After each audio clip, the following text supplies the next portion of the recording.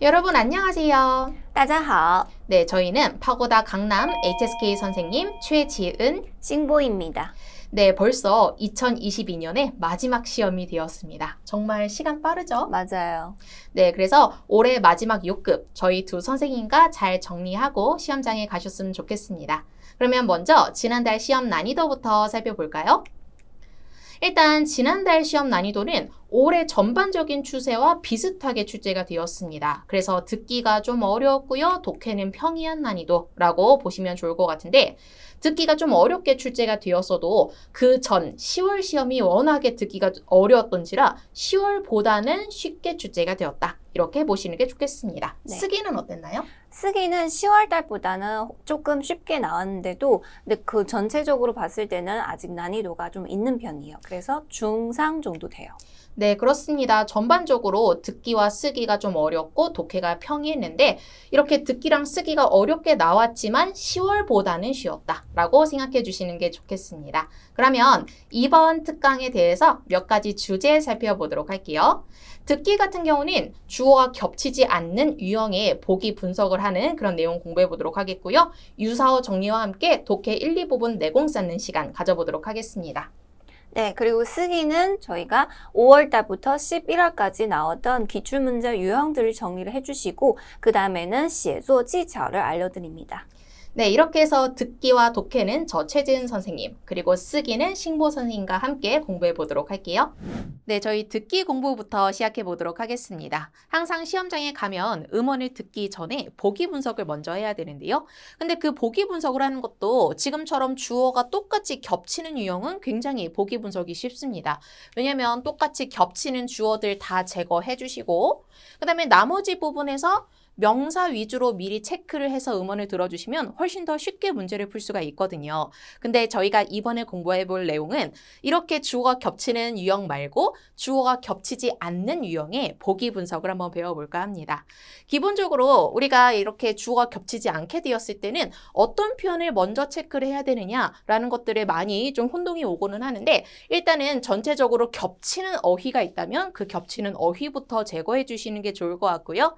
그 다음에 ABCD를 읽어봤었을 때 왠지 그래야만 할 것 같은 표현, 이런 거에 우리가 왠지 정답이 더 쏠리게 되거든요. 예시를 들어보자면 부모는 아이의 모범이 되어야 된다. 이런 말이 나오면 그래 당연히 부모는 아이의 모범이 되어야 되는 거지 하면서 왠지 그걸 더 정답으로 체크를 하고 싶을 수도 있는데 그런 거에 너무 현혹되시면 안 되겠습니다. 모든 것은 음원을 기반으로 해서 문제를 풀어주시는 게 좋을 것 같고요. 그 다음에 ABCD를 읽다 보면 서로 반대가 되는 포인트가 있을 수도 있을 거예요. 그래서 만약에 그렇게 서로 반대되는 포인트가 있다면 그것에 특별히 더 주의를 해서 문제를 풀어주시는 게 좋겠습니다. 그렇다면 이런 관련 문제들 한번 풀어볼까요? 여기 있는 ABCD를 보시면 주어 자리가 겹치지 않고 있어요. 이렇게 되었을 때는 우리는 무엇을 더 먼저 봐야 되느냐 이런 것들에 혼동이 올 수가 있는데 전체적으로 보시면 아무래도 水라는 표현이 다 겹쳐져 있죠. 그러면 일단 물과 관련된 지문인 거구나 라고 생각을 해주시고 지금 여기서 B, C, D에만 水가 들어가 있지 A번엔 水가 들어가 있지 않거든요. 그렇다 보면 A는 일단 보류를 시키고 나머지 거에 좀 더 집중을 해보자 라고 생각을 해주시는 게 좋겠습니다. 그러면 이번엔 두 번째 B번 살펴볼까요? 시아지, 여름철에는 要及时补充, 즉시 보충해야 된다 수분을. 우리가 체크를 할 때는 수분에다가 체크를 할 필요가 없어요. 물은 지금 다 전체적으로 겹치고 있기 때문에. 근데 B번을 읽어보니까 왠지 그럴듯한 그런 내용이 들어가게 된 거죠. 여름철에 즉시 수분 보충해야 되는 거 아니야? 이런 생각이 들 수도 있겠지만 이렇게 바로 결론 내리지 말아버리시고 일단은 응당 그래야 될 것 같은 내용에 너무 현혹되지 말자라고 생각해 주시는 게 좋겠습니다. 이번엔 10번 한번 살펴볼게요.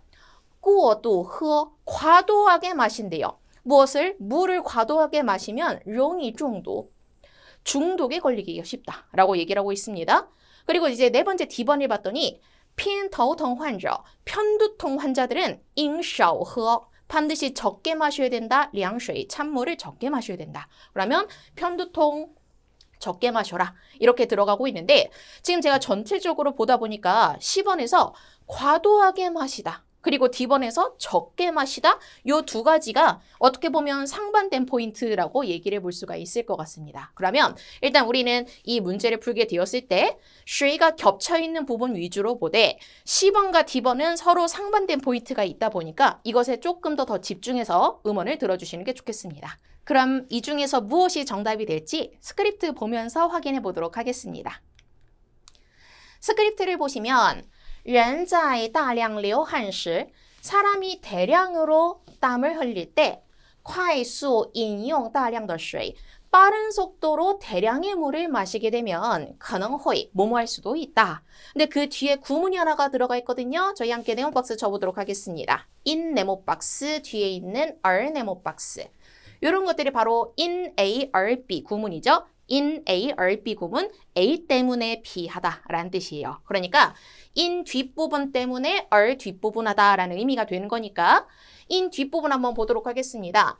肾脏, 신장이 不能及时排出 즉시 배출할 수가 없대요. 过剩的水分 과도한 양의 그런 수분을 즉시 배출할 수가 없어서 导致水中毒 물 중독을 일으킬 수가 있습니다.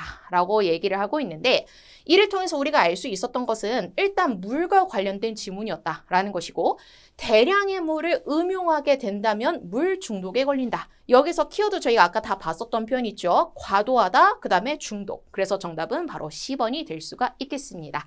네, 이렇게 해서 저희가 한번 듣기 1부분에 주어가 겹치지 않는 유형들 살펴보게 되었는데요. A, B, C, D를 얼마나 잘 분석하느냐에 따라서 이 문제가 더 쉽게 풀리느냐 혹은 어렵게 풀리느냐가 결정이 될 수가 있겠습니다. 1부분은 이 정도로 마무리 지어보고요. 저와 함께 2, 3부분 살펴보도록 하겠습니다. 일단 2, 3부분 같은 경우는 음원과 소리가 똑같이 겹쳐져서 정답이 되는 소리 문제가 가장 많은 유형을 차지하고 있는데요. 그렇지만 우리 학생분들한테 가장 어려운 부분이 있다면 유사어 유형이 아닐까라는 생각이 듭니다. 유사어 유형은 소리가 똑같이 겹치지 않기 때문에 어떤 표현들이 유사어가 될 수 있는지를 미리 체크를 하고 시험장에 가시는 게 좋을 것 같아요. 더군다나 단순 동의어가 아니다 할지라도 상황에 따라서 같은 의미가 되는 표현들이 있거든요. 이런 것들을 이번 시간에 저와 함께 살펴보도록 하겠습니다. 먼저 이 표현부터 가보도록 할까요? 원래 듣기 이 부분이 이제 남녀와 같이 인터뷰라는 그런 부분이 되는데 여기서 남자의 말만 먼저 가보도록 하겠습니다. 学指挥 여기서 指挥는 지휘란 뜻이거든요. 지휘를 배우는 것은 不需要 필요하지 않습니다. 很长时间 긴 시간이 필요하지 않습니다. 단 그렇지만 至少 최소한 要 해야 됩니다. 무엇에 대해서 한두 가지의 악기에 대해서 非常熟悉 매우 익숙해야 된다는 거죠. 근데 여기에 대한 질문 한번 볼까요? 男的怎么看待? 남자는 어떻게 바라봅니까? 指挥, 지휘라는 이 직업을 어떻게 바라봅니까? 라는 이 질문에 대해서 정답이 要精通, 정통해야 된다. 한두 개의 악기에 정통해야 된다. 라는 표현이 들어가게 되었습니다. 실은 여러분 이 정통하다라는 표현이 익숙하다라는 표현에 아예 똑같은 동의어는 아니거든요. 그렇지만 매우 익숙하다라는 말이 그것에 정통하다라는 유사어가 될 수 있음을 시험장 가기 전에 반드시 체크하고 가시길 바랍니다. 그러면 그 다음 문제 살펴볼까요? 네, 이 다음 문제를 한번 보시면 常听到 자주 듣게 됩니다. 有些人说 어떤 사람이 말하는 걸 자주 듣게 됩니다. 等我退休了 내가 퇴직한 걸 기다렸다가 바로 여행 간다 라는 표현은 나 퇴직하면 여행 갈 거야 라는 뜻이거든요. 우리 평소에 이런 말 진짜 많이 하지 않나요? 나 퇴직하면 여행 떠날 거야 이런 말 되게 많이 하고 그 뒤에도 이어서 보시면 等我有时间了 내가 시간이 있기를 기다렸다가 바로 운동 갈 거야 라는 말은 시간이 있으면 운동 갈 거야 라는 의미가 되는 거거든요. 그리고 이 뒤에서 把身体 신체를 锻炼的一级棒 최고로 단련할 거야 라고 얘기를 하고 있습니다. 우리가 평소에 나 뭐만 하면 이럴 거야 이런 얘기 되게 많이 하는데 지금 이러한 상황에서 관건이 되는 글자는 바로 等이다 라고 얘기를 하고 있어요. 그리고 这个等字 이 等이라는 글자는 变成了 되었습니다. 一种假设 일종의 가설이 되었습니다. 라고 얘기를 하고 있거든요. 근데 지금 여기서 질문에 어떤 말이 나오냐면 怎么理解 어떻게 이해하느냐 等字, 等이라는 글자가 变成了假设. 가설이 되었다라는 이 말을 어떻게 이해하느냐? 라는 그런 문제가 주제가 되었어요. 지금 여기서 우리가 자꾸 나 뭐뭐의 길을 기다렸다가 뭐뭐 할 거야 라고 가설을 세우고 있는데 여기에 대한 정답으로 무엇이 주제가 되었냐면 一切都是 모든 것이 다 공상이다 라는 표현이 주제가 되었습니다. 그러니까 결국은 가설로 변했다라는 건 그냥 할 것도 아니면서 계속 쓸데없는 생각으로 넘기게 된다라는 거잖아요. 그래서 이런 모든 것들이 다 공상이다라는 표현으로 바뀌어져서 주제가 되었습니다. 저는 이런 문제들은 좀 어려운 그런 유형이라고 생각을 하는데 가설로 변했다라는 표현이 공상이 되었다라는 이런 표현으로 같이 비슷하게 나올 수 있음을 알고 가시는 게 좋을 것 같아요. 네, 그러면 그 다음 문제 살펴볼까요? 네, 그 다음 문제를 보시면 고대 부모에 대해서 얘기를 하고 있는데 古代父母的居室 여기서 말하는居室이라는 건 방을 의미하는 표현도 될 수가 있어요. 그래서 고대 부모의 방은 一般称为堂屋 일반적으로 당우라고 불렀었습니다. 고대의 부모의 방은 당우라는 이름으로도 불렀었었는데 그것은요 어디에 처해져 있었나? 房子正中的位置 집의 정중앙에 위치가 되어 있고요. 而且 게다가 比其他房间 기타 다른 방보다 要高一些 좀 더 위치가 높았어야 됐었대요. 아무래도 부모님이 계시는 그런 방은 정중앙에 있고 조금 더 높고 부모를 좀 뭔가 존경하는 마음에서 그렇게 만들었겠죠. 그리고 이어서 뒤에 되게 중요한 표현이 나오게 되었는데 为了尊重父母 부모님을 존중하기 위해서 子辈 이게 자녀 세대란 뜻이거든요. 자녀 세대들이 在外人面前 외부 사람들 앞에서 부모님을 무엇으로 불렀나? 까오탕이라고 불렀다라는 거예요. 여기에 내용을 종합을 해보자면 부모님이 사시는 그런 방을 당우라고 불렀는데 부모님을 존중하기 위해서 다른 사람들 앞에서 부모님을 까오탕이라고 불렀다라는 겁니다. 여기에 대한 정답이 무엇으로 나왔냐면 高堂이라는 것은 是对父母的尊称 부모님에 대한 존칭이다 라고 얘기를 하고 있는 거죠. 실은 존칭이 똑같이 나오진 않았거든요. 그렇지만 존중하다, 뭐뭐라고 부르다 라는 표현이 존칭이다 라는 표현으로 바뀌어져서 주제가 되었습니다. 그래서 오늘 저희가 듣기 시간에 배웠던 이런 포인트들 잘 공부하고 시험장 가시는 게 좋을 것 같고요. 이번엔 독해 내용 살펴보겠습니다. 네, 독해 1부분은 틀린 문장을 골라주시는 부분이죠. 요 한 문장이 맞았나 틀렸나 저랑 같이 살펴보도록 할게요. 지금 현재 주어로는 我们이 들어가게 되었고요. 我们要 뒤에 우리가 이 표현에서 좀 걸리게 될 것 같은데 한번 여기서 말하고 있는 천이 무슨 표현인지 알아보도록 하겠습니다. 천은 뭐뭐를 틈타서 라는 뜻인데요. 이 표현과 자주 짝꿍으로 쓰이는 표현이 趁什么什么机会 어떤 기회를 틈타서 의역해보자면 어떤 기회에 라는 뜻이거든요. 그러니까 뭐 예를 들어서 이번 기회에 이직해라 라고 할 때 이번 기회를 틈타서 이직해라 이런 식으로 쓰는 거거든요. 뭐뭐하는 기회를 틈타서 그리고 趁什么什么的时候 라고 써주시면 어떤 때를 틈타서 라는 의미가 되는 건데 지금 여기에서는요. 趁 뒤에 年轻的时候 라는 표현이 들어가게 되었습니다. 그러니까 젊을 때를 틈타서 젊을 때에 여기서 말하는 천의 뉘앙스는 어떤 뉘앙스냐면요. 이때가 지나면 못하니까 이때를 틈타서 해야 돼. 이런 느낌이거든요. 왜 보통 어른들이 젊을 때 이거 해야 돼. 젊을 때 더 많은 노력해야 돼. 이런 얘기를 하잖아요. 그때 아니면 못한다라는 뜻이에요. 그러니까 지금 여기서도 우리는 젊을 때를 틈타서 해야 합니다. 목적어 먼저 가볼게요. 事情 일을 해야 됩니다. 무슨 일을 해야 되느냐? 有意义的 의미 있는 일을 해야 된다. 라는 뜻이거든요. 왠지 이렇게만 보면 틀린 게 없어 보이는 문장인데 틀렸습니다. 어디 부분이 틀렸냐면 사실은 이 부분이 틀리게 되었거든요. 지금 주어라는 표현 뒤에 뚜어가 뒤에 나오게 되었는데 저희 잠깐 뚜어의 용법 좀 살펴보고 오도록 하겠습니다.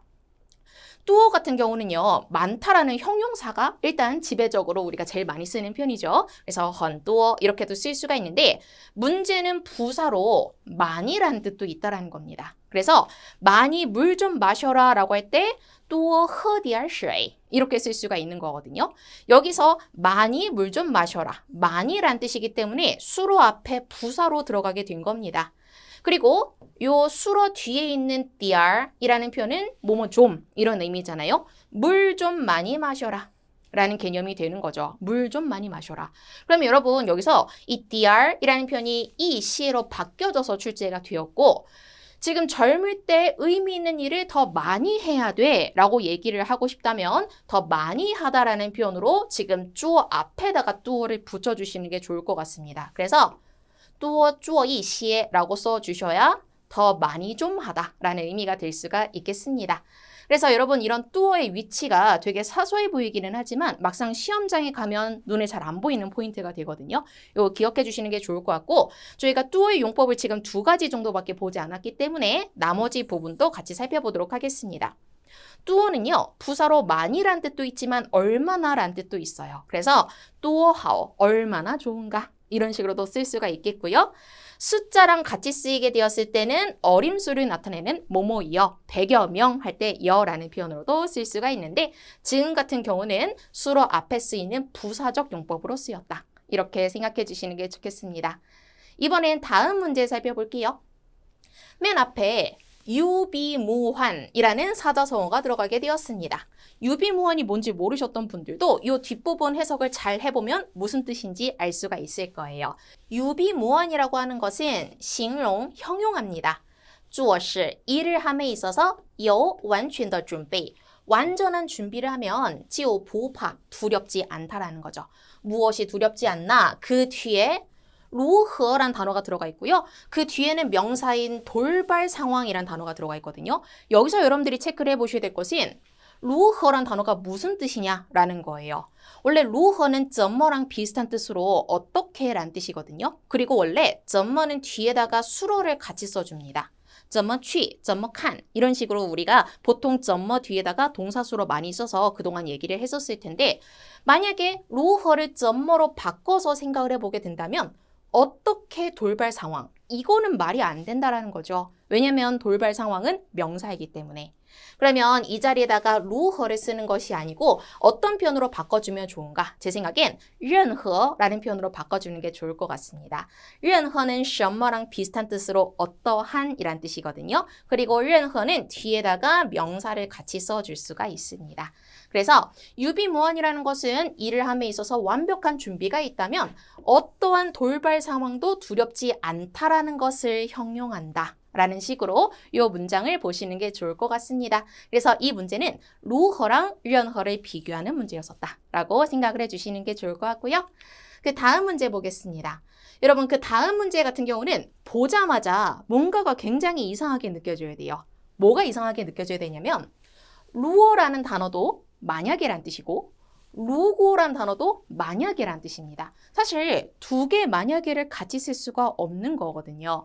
그래서 이런 문제 같은 경우는 여러분들이 如果의 주요 동의어를 같이 암기를 해 주셨으면 좋겠습니다. 특히 시험에서 좋아하는 표현은 여기는 如도 많이 나오기는 하지만 假如라는 단어도 굉장히 많이 좋아하거든요. 그래서 假如, 假使, 若, 倘若 이런 표현들이 如果의 동의어가 될 수 있다 라고 생각해 주시는 게 좋겠습니다. 그래서요 여러분 사실 이 문제는 뒷부분의 해석이 중요하다 안 중요하다 이런 것이 아니고 이 2가지를 동시에 쓰면 안 된다라는 이 포인트를 기억해 주시는 게 좋을 것 같습니다. 그래서 앞에다가는 如果를 쓰거나 혹은 如果 말고 如果만 쓰거나 둘 중에 하나로 가주시는 게 좋겠습니다. 해석을 해보자면요. 만약에 우리가 장시간 동안 穿 신게 된다면 高跟鞋 하이힐을 장기간 동안 신고 走路 길을 걷게 된다면 就很容易 매우 쉽게 될 겁니다. 무엇이 쉽게 되냐면 导致 일으키기가 쉽게 되어 脚部疾病 발 부분에 질병을 일으키기가 쉽게 된다 라는 표현으로 해석해 주시는 게 좋겠습니다. 네, 그러면 이 문제는 如果의 주요 동의어 암기로 이렇게 중요 포인트 찍어드리고 마지막으로 이 표현 살펴보도록 할게요. 여러분 지금 여기 있는 이 문장에서 주술목을 체크를 먼저 해보자면 그가 거절했습니다. 새로운 제의를 이거거든요. 他拒绝了 그가 거절했습니다. 新的提议 새로운 제의를 거절했습니다. 后来 후에 有家公司的股票 여기서 말하는 股票라는 건 주식이라는 뜻인데 주식이 크게 올랐대요. 특히 여러분 여기서 大涨이라는 표현은 크게 오르다라는 뜻이거든요. 그러면 여기까지는 제가 봤을 때는 나쁘지 않은 것 같습니다. 그는 새로운 제의를 거절했는데 후에 어떤 회사의 그런 구표, 주식이 크게 올라서 위시, 그래서 제가 봤을 땐 이 뒷부분이 지금 잘못된 것 같은데요. 그는 失去了, 잃어버렸다 라는 표현이 나왔어요. 근데 여러분, 잃어버리다 라는 수로가 나왔으면 우리가 먼저 목적어를 봐줘야 되는 거거든요. 근데 지금 현재 목적어를 봤더니亿万富翁이라고 해서 억만장자라는 목적어가 맨 끝에 들어가 있죠. 원래 목적어라고 하면 맨 끝에 있는 명사가 주로 목적어가 되기 때문에 막상 해석을 해보면 그는 억만장자를 잃어버렸다. 말이 안 된다라는 겁니다. 그는 억만장자를 잃어버렸다. 이게 일단 기본적으로 말이 안 되는 표현이고, 그리고 심지어 이 억만장자라는 표현도 앞에 있는 정웨이랑 같이 짝꿍으로 들어가고 있는 표현이지 실취랑 같이 걸리는 표현이 아니거든요. 그러면 여기 있는 이 부분을 제대로 해석을 해보게 된다면 그는 잃어버렸다, 억만장자가 되다. 이런 식으로 해석이 되기 때문에 일단 말 자체가 안 된다라는 겁니다. 이게 올바른 문장이 되려면요. 아무래도 이 뒤에 실취랑 같이 짝꿍으로 쓰이는 목적어가 들어가야 말이 되지 않을까라는 생각이 듭니다. 그래서 저는요, 이걸 어떻게 바꿔봤냐면 실취, 지회라고 쓰게 되었을 때는 기회를 잃어버리다라는 의미가 될 수 있거든요. 그러니까 억만장자가 될 기회를 잃어버렸다 라고 해서 실취에 대한 목적어를 뒤에다가 지회로 붙여주는 게 어떨까라는 생각이 듭니다. 그래서 여러분 항상 독해 일부분 문제를 풀어주시게 되었을 때는요. 주어, 수로, 목적어를 먼저 잘 체크하는 게 중요합니다. 그리고 이 수로에 대해서 수로에 해당하는 짝꿍 표현, 목적어가 제대로 들어가 있나, 제대로 안 들어가 있나 이런 것들을 위주로 해서 살펴보시면 독해 일부분을 그래도 우리가 조금 더 편안하게 풀 수가 있을 것 같아요. 1부분은 이 정도로 마무리를 지어보도록 하겠고요. 이번에는 독해 2부분 살펴보겠습니다. 독해 2부분은 빈칸 채워넣기 문제죠. 그중에서 시험에 잘 나오는 표현들 저희 몇 가지 살펴보도록 할 건데 지금 여기 첫 번째 표현에 수어도안이라는 표현이 들어가 있고 밑에는 쇼수어라는 표현이 들어가 있습니다. 똑같은 단어가 겹치고 있죠. 이게 원래 축자예요. 줄이다, 축. 그래서 단축, 축소 할 때 그 축자가 되는데 지금 첫 번째 표현, 수어도안이라는 표현은 단축하다, 줄이다라는 뜻이고요. 단축하다, 줄이다라는 표현은 보통 시간이나 차이라는 짝꿍과 많이 쓰이게 됩니다. 수어도안 시간, 수어도안 차이 이렇게 써주시면 시간을 줄이다, 차이를 줄이다 이런 식의 표현이 될 수가 있는데 그 밑에 있는 쇼수어라는 표현, 요거는 제가 별표 하나 쳐드려보도록 할게요. 물론 여기 나오는 표현들이 다 중요 표현이기는 하지만 특히 6급에서 수축하다라는 표현이 나오게 되었을 때 혈관이나 근육이 같이 짝꿍 표현으로 나왔던 적이 상당히 많아요. 그렇다 보니까 우리는 짝꿍으로 收缩血管 혹은 收缩肌肉 이렇게 같이 외워주시는 게 좋을 것 같습니다. 근육을 수축하다, 혈관을 수축하다. 그리고 이제 여기 밑에 보시면 공통적으로 민자가 들어가 있는데 지금 단어를 보게 되었을 때 민루이라는 표현은 예민하다라는 뜻이거든요. 그리고 옆에 있는 민지에라는 표현은 또 이제 민첩하다라는 의미를 가지고 있는데 예민과 민첩은 다른 거잖아요. 어떤 부분이 다른가? 기본적으로 예민 같은 경우는 감각이 예민한 겁니다. 그래서 뭐 청각이 예민하다, 후각이 예민하다 이런 식으로 감각과 관련해서 쓰이는 경우가 상당히 많아요. 지금 앞에 보시면 시오주에라는 표현이 들어가 있는데 이게 후각이란 뜻이죠. 6급에서 후각이 나오게 되었을 때 제일 같이 잘 나오는 짝꿍 표현이 바로 예민하다, 민루이가 가장 많이 출제가 될 수 있겠고요. 그 다음에 민첩하다는 표현은 보통은 행동이 민첩할 때 이런 표현을 많이 써주기 때문에 앞에 행동이 들어갈 수도 있겠지만요. 이 표현도 시험에서 잘 나옵니다. 반응이 민첩하다, 반응이 빠르다라는 의미로 생각해 주시는 게 좋겠습니다.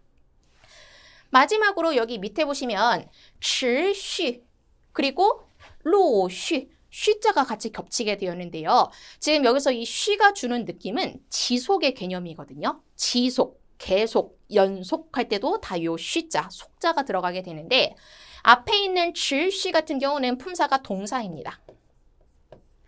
동사고요. 그리고 의미는 지속하다라는 뜻이거든요. 근데 우리가 일반적으로 동사 수로 뒤에다가 따오를 붙이고 그 따오 뒤에다가 어떤 명사를 붙이게 되었었을 때 이때 따오가 어디로, 어디까지 라는 의미가 되는 경우가 상당히 많거든요. 예를 들어서 12시까지 놀다, 월到12点 이때 따오는 어디로 어디까지 라는 의미가 되는 거잖아요. 그러니까 만약에 이런 구조로 쓰이게 되었을 때 따오 앞에 빈칸이 들어가 있다면 그 자리는 동사 자리라고 생각을 하셔야 된다라는 거죠. 근데 ABCD에서 동사 자리에다가 빈칸 뚫어놓고 持续, 陆续 이렇게 시험에 나오게 되거든요. 그래서 우리 학생분들이 많이 헷갈려 하시게 되는 건데 왼쪽에 있는 지속하다, 持续는 동사이지만 오른쪽에 있는 陆续는 품사가 부사입니다. 부사라고 하면 수로 앞에서 수로를 꾸며주는 역할을 가지고 있는 표현이죠.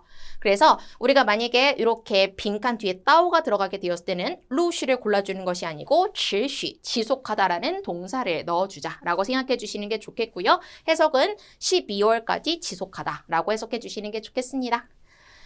끝에 있는 陆续라는 표현은 계속이란 뜻이고요. 수로 앞에서 수로를 꾸며주는 표현을 갖게 됩니다. 그래서 陆续进城 이렇게 써주시면 계속해서 들어오다라는 의미로 생각해 주시는 게 좋을 것 같아요.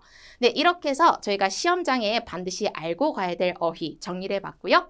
이제는 싱보 선생님과 함께 쓰기 부분 공부해 보시도록 하겠습니다. 好的，那下面呢，我们来看一下写作部分。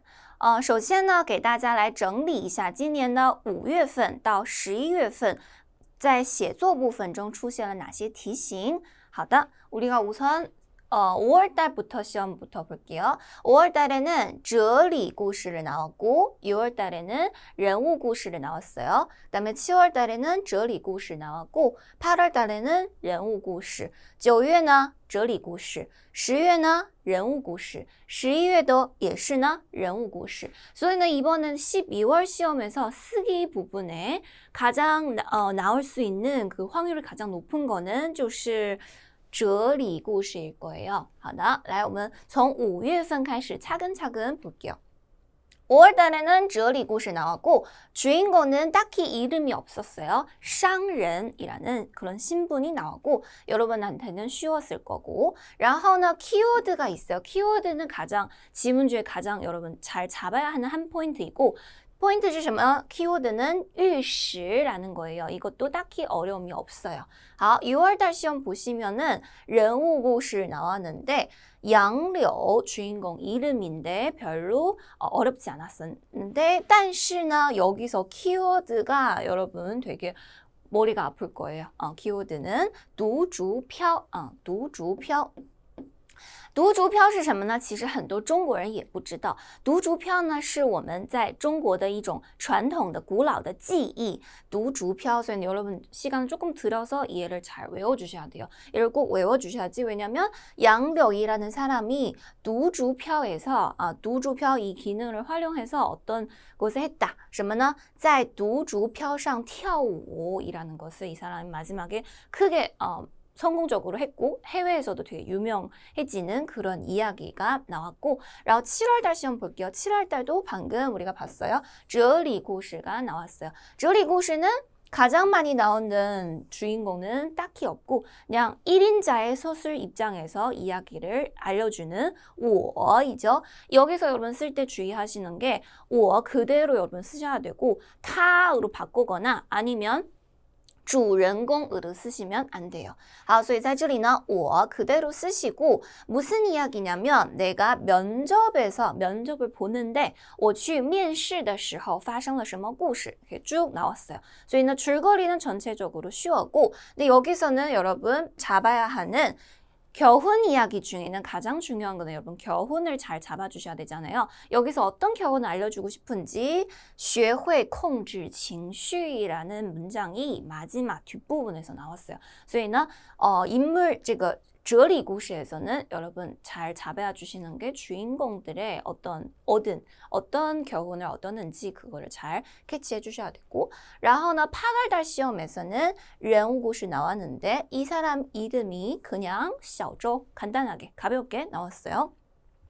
在这里呢 다른 人物故事랑 좀 다른 게 이 사람이 뭔가 성공을 했긴 했지만 但是呢 小周이라는 사람의 이야기를 통해서 우리한테 이런 것을 알려주고 싶어요. 그래서 이런 표현도 지문에서 뒷부분에서 나왔어요. 什么呢 우리는 我们要选择适合自己的适合自己就是나랑 잘 맞는 그런 길을 선택해야 한다. 我们要选择适合自己的道路. 所以呢, 이 인물 이야기를 통해서 우리한테 어떤 교훈을 알려주고 싶은 이런 경향이 있어요.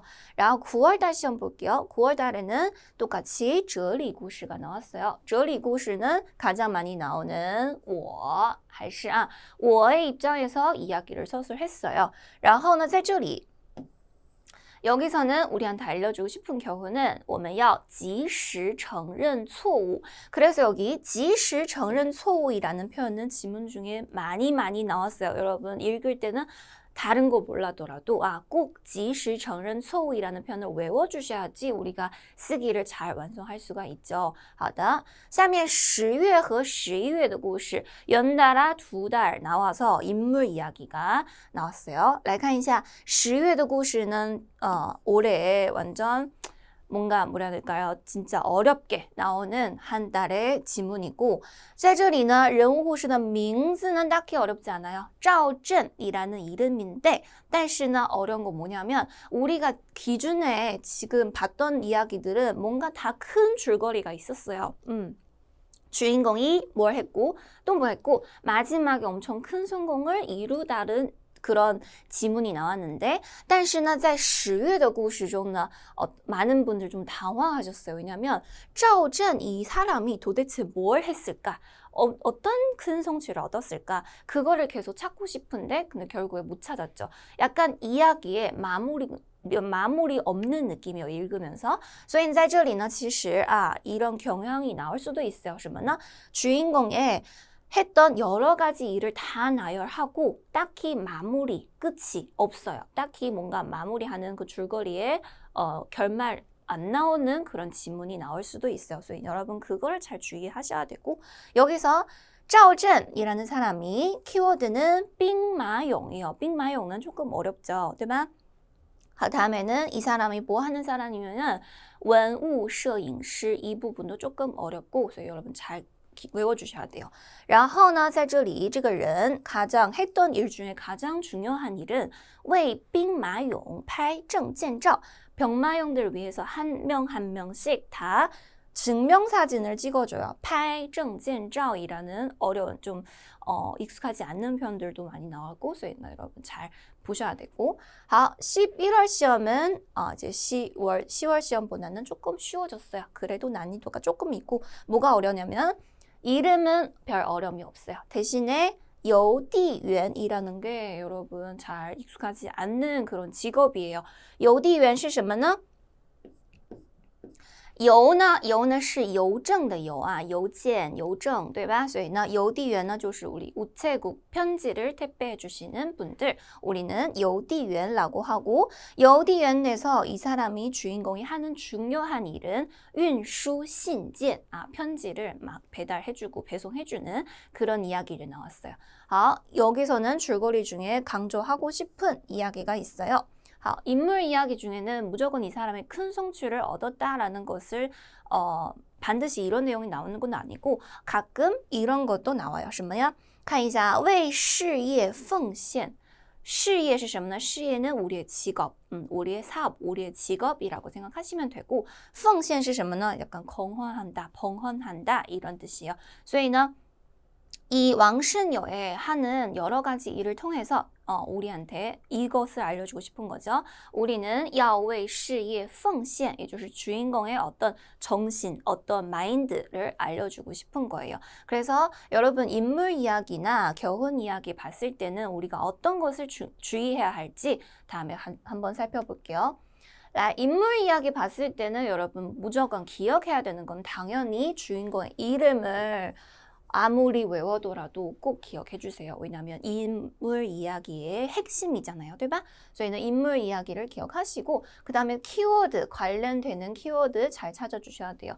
이 사람이 관련해서 어떤 거하고 관련되는 이야기를 했는지 잘 캐치하시고 그 다음에는 대부분은 다 주인공의 성취, 이룬 것을 우리한테 알려주긴 하지만 但是呢, 가끔 약간 10월, 11월 시험처럼 주인공의 경험들, 뭐 사회에 대해서 어떤 일을 했다, 경험들도 나올 수도 있고, 아니면 주인공이 인생에 대해서, 아니면 자신의 일에 대해서 어떤 애티튜드, 어떤 태도를 가지고 있는지 그것을 여러 가지 줄거리, 작은 그런 이야기를 통해서 우리한테 알려주는 그런 경향도 있어요. 所以呢, 要注意的是 인물 이야기는 이제 큰 성취, 이제 큰 줄거리 막 딱 하고 중간에 어떤 어려움을 겪고 마지막에 어떤 성취를 얻었는지 그게 완전한 일체의 줄거리가 나올 수도 있지만 또 이제부터는 작은 그런 경험들, 작은 일을 통해서 우리한테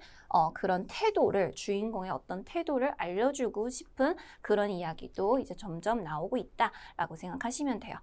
두 번째 겨훈 이야기는 겨훈 이야기 그냥 일반 줄거리잖아요. 일반 줄거리는 조금 복잡해요. 복잡하지만 여러분 잘 봤을 때는 주인공의 어떤 감정 변화를 잘 잡아주셔야 돼요. 예를 들어 주인공 한 명이잖아요. 가장 중요한 사람이. 这个人呢, 우선 뭐开心啊, 紧张啊, 高兴啊 이렇게 감정 변화가 많이 나올 거예요. 근데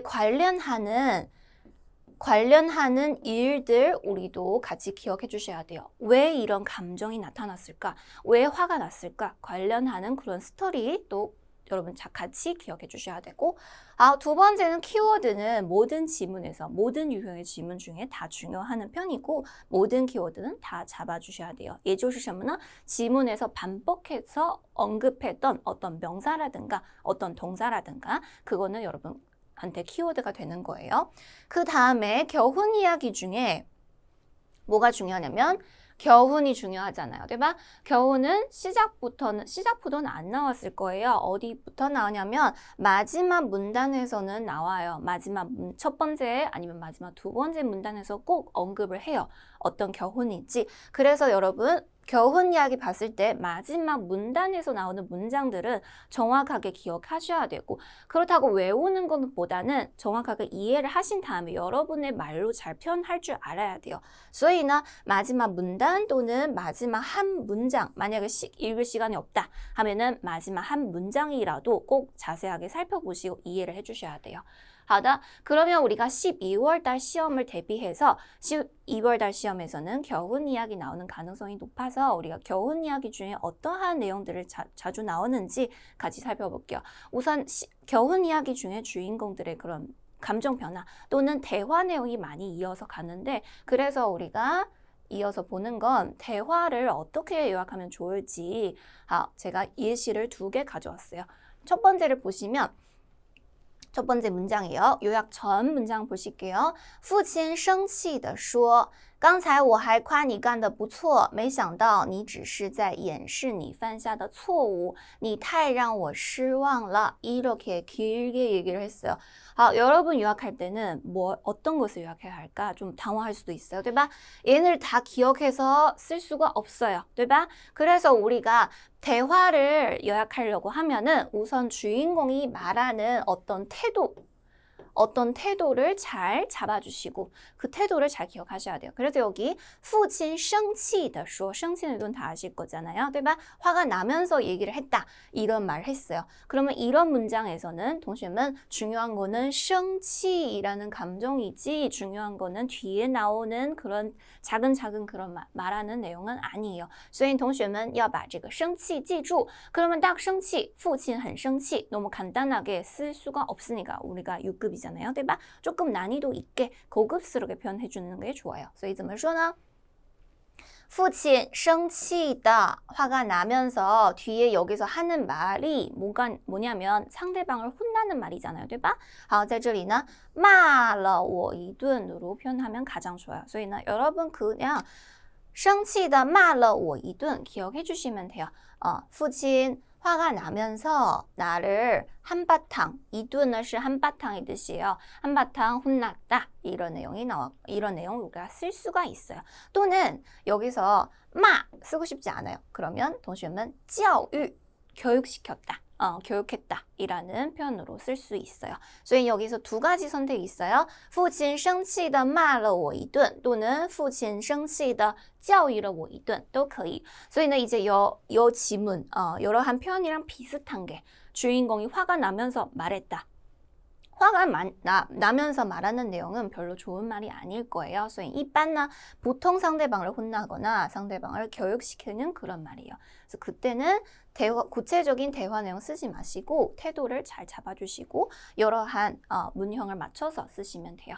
好, 두 번째 볼게요. 두 번째는 我打算离开时李经理라는 사람이 递给我了一个盒子，然后呢他说你看看这只盒子里有什么，它与你有关。好，在这里呢李经理 나한테 하는 말 볼게요. 你看一下, 你看看 한번 보세요. 这只盒子里 이 박스 안에 뭐가 있는지 한번 보세요 라는 말을 했어요.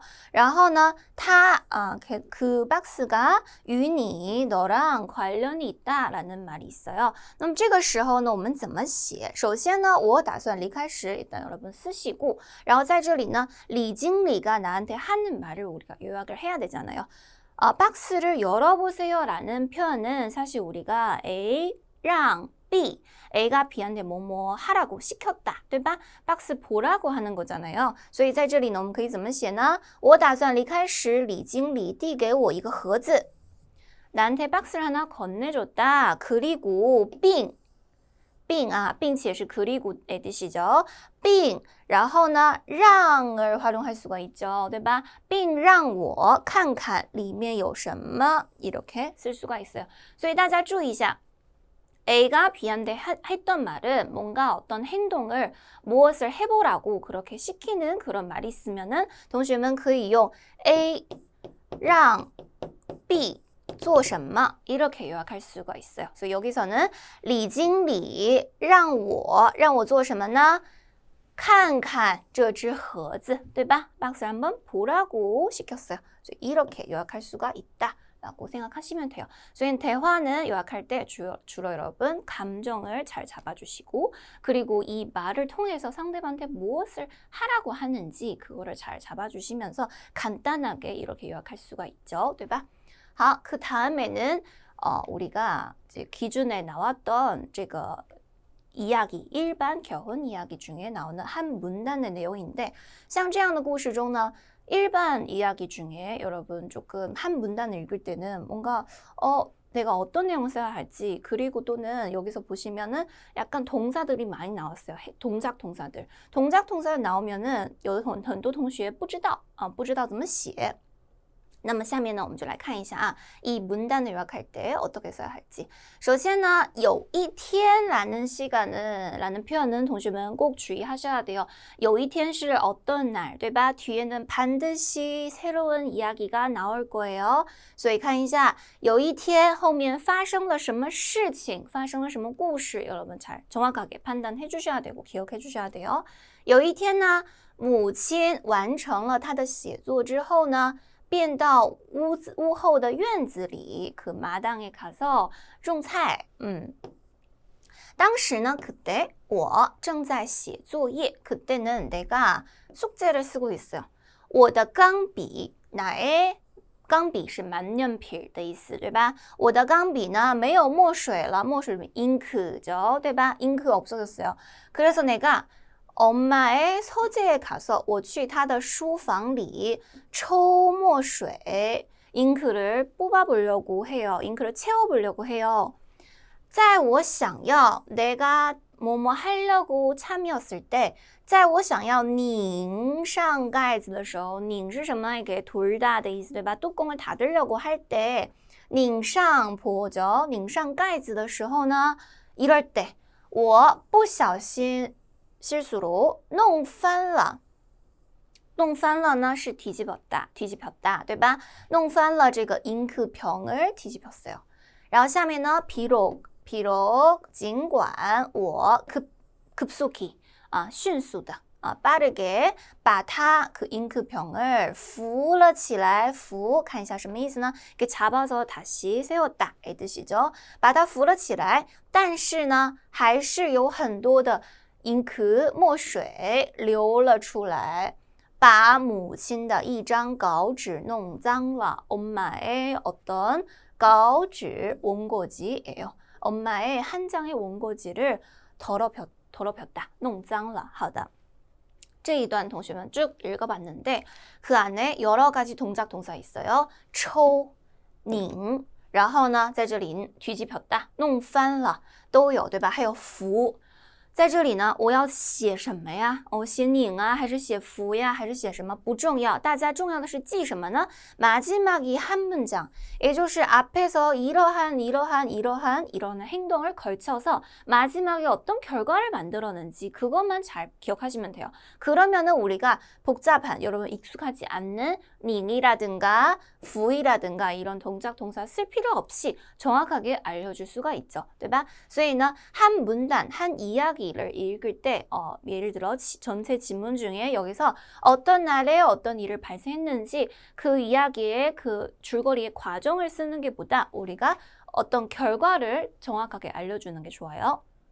그래서 우리가 有一天을 잡아서 그 다음에 마지막에 내가 무엇을 어떤 결과를 만들었는지 把母亲的一张稿纸弄脏了 라는 결과를 합쳐서 완성할 수가 있어요. 그래서 우리가 요약한 다음에 두 가지 제가 참고를 드렸어요. 来看一下 첫 번째, 有一天我不小心실수로弄翻了这个什么呀 엎혔다 什么呀母亲房间里的墨水瓶 잉크병을 엎혔다. 그 다음에는 결과를 알려주시면 돼요. 把他的稿子弄脏了 혹은 把他的稿纸弄脏了都可以啊. 稿子, 稿纸 비슷해요. 下面두 번째 표현. 有一天我去母亲的书房时对吧 어떤 날 내가 엄마의 서재에 갔을 때 어떻게 보면은 이 줄거리는 내가 엄마의 서재에서 만들어지는 이야기잖아요. 对吧? 所以呢 내가 엄마의 서재에 갔을 때 이렇게 했어요. 不小心把他的一张稿纸弄脏了 바로 결과를 쓰시면 돼요. 그러면 여기서 拧, 抽, 还有扶는 그런 과정 필요 없는 거죠. 对吧? 好的所以在写的时候大家注意一下 우리가 일반 줄거리를 할 때는 결과 항상 결과를 잘 캐치해 두시고 就可以了。好的到这里呢就是我给大家准备的写作考试的内容那么希望同学们在今年最后的一次考试中充分发挥自己的实力取得一个好成绩再见